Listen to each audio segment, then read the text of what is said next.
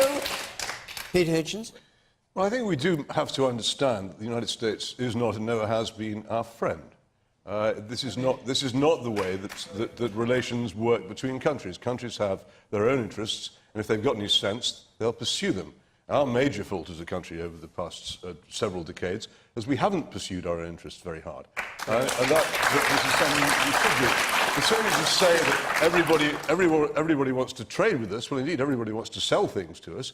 But when it comes to buying things from us, it's rather hard to do, especially if you don't make very much, which is a big problem we face. And I think sometimes there is a little bit of over-optimism among people about just exactly how well we are going to be able to do out there on our own, and they should perhaps rein it in a bit. I don't think there's anything wrong with being able to make your own trade agreements, but to imagine that suddenly, just because you're free to do so, everybody will be rushing to buy your largely non-existent products from you seems to me to be slightly overestimating the future. Peter, is your view that, I mean, I don't know what you think Labour wants, but is your view that we should stay in the single market if we can and do some sort of deal like that?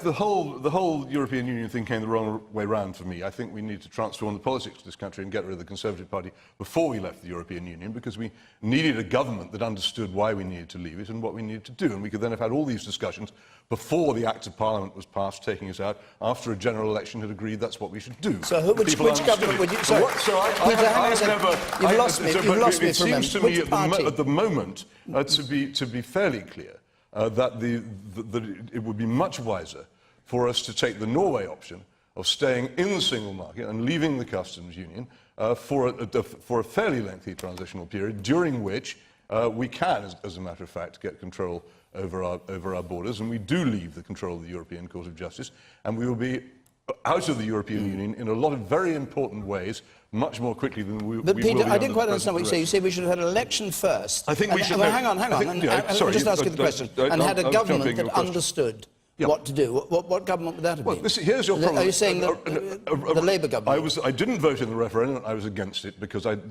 one of the reasons for this is that you have a voting result which nobody is responsible for. The day after the referendum, nobody was responsible for implementing its result. If somebody had stood for election on leaving the European Union, those people would have been responsible. The people responsible for getting us out of the European Union vanished the moment the vote was over, and they're nowhere to be found. Yep. And we now have a government full of people who want to stay in it. It's the most ludicrous, perpetual constitutional crisis, and it plagues us every day. You say you now have a government of people who want to stay in? But the government is mostly composed, in fact, Parliament, both houses of Parliament, the courts and civil service, mostly composed of people who want to stay in, reluctantly with their teeth gritted, fulfilling a mandate they don't agree with. And Ian Lavery, Labour wants to stay in? Well, you tell me. I mean, Ian? No one knows. It's impossible to work out what the Labour Party...